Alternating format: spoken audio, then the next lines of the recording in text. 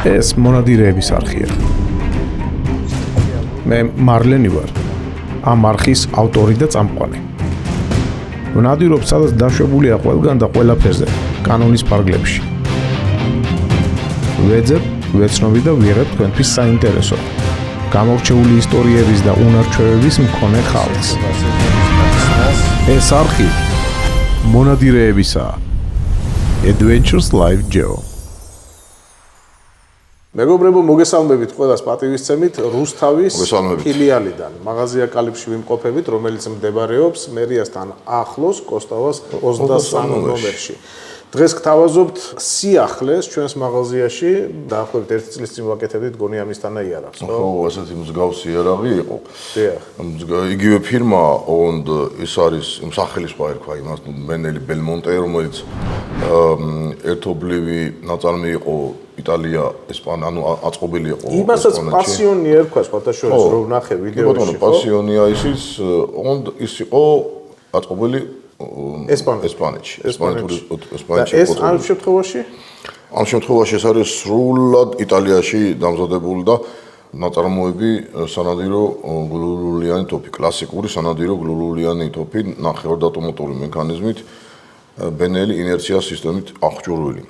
ანუ იდეაში იგივე გადათამაშება უბრალოდ განსხვავება არის უკვე შემკულობაში. აქ ამ შემთხვევაში 24 კარატიანი ოქროს ორი ჩანართი აქვს, ცხენები და მე ახლიდან გადავიღებთ ამას. ცხენები და წინიდან არის ხოხბები, ორი ხოხობი და ორი ცხენი. ეს ცხენი რა შუაშია ნადირობასთან ვერ გეტყვით, მაგრამ ეტყობა კავშირში და ჩვენ არ ვიცით. და იარაღზე დატანილი წარწერებით აშკარად მიანიშნებს, რომ მოდი ადრეც ბევრჯერ გვითქვია ჩვენ და ახლაც გამომეორდებით, რომ ისეთი გიგანტი წარმოებელი როგორც არის უყურე ბერეტას ვიძახი, ახლა ბენელეს არ ვიძახი სპეციალურად. ბერეტა უნდა ვთქვა. ეს დიდი კუნძულზარმაზარი გიგანტი კონცერნია, მონსტრია, რომელიც თავის თავში ძალიან ბევრ საიარაღო ფილმებს აერთიანებს, მათ შორის როგორც იტალიური სისხლის, ასევე სხვა ევროპული წარმოშობის საიარაღო ფილმებს, როგორც მაგალითად იგივე ჩეზე, იგივე, ბევრია, ჩამოთვლა რომ დავიწყო, აღარ აზრი არ აქვს და წარწერაც მიანიშნებს, გვერდით ახლა უყურებთ და წარწერას, რომ ბერეტა ბენელი იბერიკა აწერია ეგ დამხმარე. ბერეტა ბენელი იბერიკა. ანუ იმის თქმა მინდა, რომ თუ ვინმეს აქვს ბენელი ბელმონტე 1, აუცილებლად ეცოდინება, რომ არსებობს კიდე ბერეტა ბელმონტე. ანუ იგივე მოდელია, ბერეტა აწერია უკვე იმას. ვა, რა საინტერესოა. იგივე მოდელია, განსხვავება ნულია ერთმანეთში. უბრალოდ წარწერა აქვს, ერთს აწერია ბენელი, მეოთხეს აწერია ბერეტა.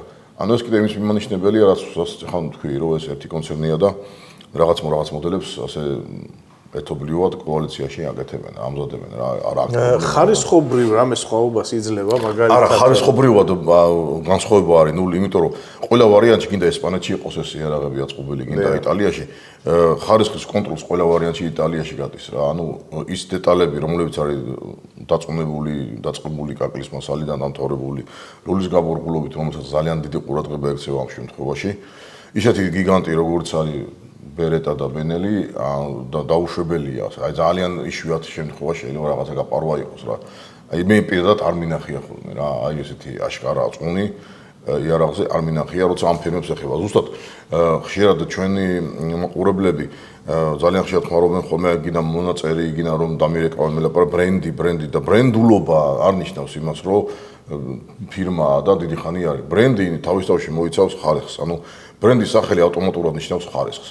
რომ გეტყვიან რომ არის ბენელი, უკვე შენ გინდა არ ფიქრობდი ამას, უკვე შენ წარმოსახვაში გიჩნდება ისეთი შეგრძნება, რომ ეს ფირმა არის უმაღლესი ხარისხის, სადაც დაუშვებელია ისეთი ხარვეზები, რომელიც შეიძლება კონდეს ნაკლებ ცნობილი ფილმებში და შეიძლება იმას უფრო მეტი შემოწმება ჭირდებოდეს ხედვისას, ვიდრე აი ამ ფირმას. ეს ავტომატურია და ნაწილი ხშირად მეთქვია ხოლმე, რომ ნაწილს თანხისას იხდის ბრენდის სახელში. ანუ როცა წარწერებზე იძახი, ხო, რომ მომხმარებელი იხდის.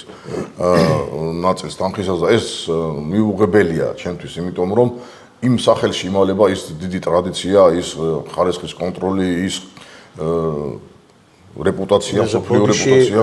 შეიძლება ვერ გამოკრევი შინაარსობრივად რა არის შენთვის მიუღებელი უშუალოდ? არა, ჩვეულებრივ მიღებულია მეთქი, რომ ნაწილს თანხისას იხდი ბრენდის სახელში. აჰა, იმიტომ რომ იმ სახელის უკან უკვე ძალიან დიდი რეპუტაცია, ძალიან დიდი გამოცდილება, ძალიან დიდი დრო იარაღ წარმოებისა და ნდობა კი რა თქმა უნდა და უკვე როცა ადამიანი თანხას იხდი, გირჩევნია რომ მოდი რა 100 ლარი ერთმანეთს გადავიხდი და ვიყიდი ისეთ ფირმას, რომელსაც დარწმუნებული ვარ, რომ ძალიან ნაკლები შანსი იქნება იმისა, რომ რაღაცა ხარვეზი კონდეს და რაღაცაში მიიტყუნოს. ნუ ეს ასია, მეგობრებო. 100 ლარზე გამახსენდა 100 ლარიან სხვაობას წესით მე მგონი არ უნდა იძლეოდეს ბრენდი. ხო, არა, მე ეს სიტყვის მასალა. ფასი არის აქ ხა ძალიან საინტერესო გახდა. ფასი გვაქვს 4490 ლარი. 100 ლარით ნაკლები ნეტა საინტერესოა რა იარაღი შეიძლება რომ გამომეკიდია რა ჩამხოლე არ არის 100 ლარზე საუბარი, აქ თანხაზე ცოტა მე თანხაზეა საუბარი. თანხა სხვათა შორის მინდა ვთქვა, რომ არც თუ ისეთი მაღალი არის, რამდენადაც ამ ხარისხის თოფებისთვის არ არის მაღალი. რამდენადაც ხარისხს ხო ვეხები ხელი. შეგახსენოთ რომ ლო არის 71 სანტიმეტრი ამ კონკრეტულ მოდელში. 3-ზე თამასა 5 მმ-იანია კლასიკური სანადიო თოვებისთვის. შემკრები კორა, გარდან დაფარვა ლულის არის.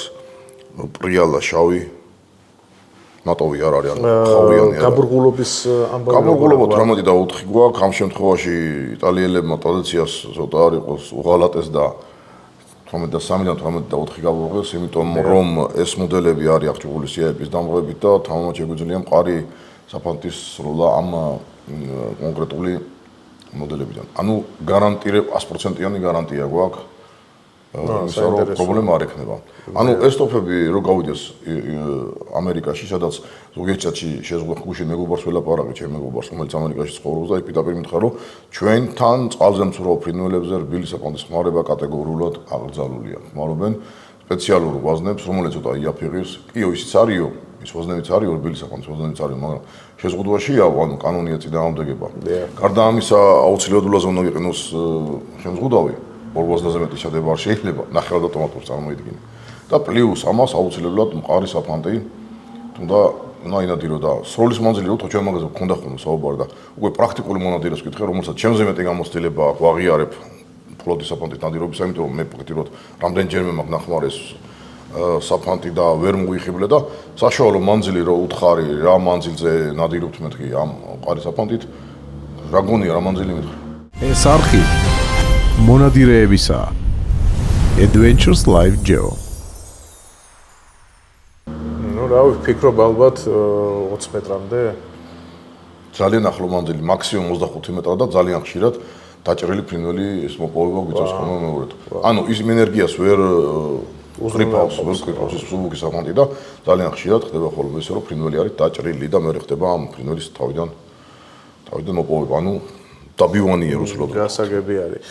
ირაკლი ერთი შეკითხვა მაქვს ამ იარაღის წონა თუ შეგვიძლია რომ ვიცოდეთ. მაგ იარაღის წონას აუცილებლად გავიგებთ, უბრალოდ უცბად გავველი ამ იარაღის მონაცემებს, როგორც გითხარით, რო არის 71 სანტიმეტრი, 3-დან თამას არის 5 მმ, აღჭურვილია ბენელი ინერცია სისტემით, რომელიც უკვე ბრუნავი თავაკეთ კი არა, ქვედა საკეტი აქვს ამ კონკრეტულ მოდელს ისევე როგორც ბენელი ბელმონტეს, ჩვენ განხილული გვაქვს ბენელი ბელმონტე და შეგიძლიათ ნახოთ, გადაახვიოთ ვიდეო და ნახოთ იქ უფრო დაწვრილებით არის განხილული ეს მოდელი და სრულების გადაღებული ბელმონტეთი არ მახსოვს სიმართლე რო გითხრა თუ კი ბერეტას რო შევადარეთ აი ინერცია და ის რა ქონდა აჰა კი ბეთო აი მოდელი და უმაღლესი ხარისხის გაგლის მასალა რომელიც სადღაცა მე-4 გრადაციამდეა ანუ მეტი არ არის მაგრამ ნუ საკმარისია ეს უკვე უფრო მეტი გრადაცია რო იყოს უფრო მაღალი თანხა ეღირებოდა რა თქმა უნდა მინიმალური მექანიზმია პიჩი საკმაოდ რბილია კი და მოყვება კეისი ამ მოდელს кейსი, პლასტიკის кейსი, რომელშიც დაგხვდება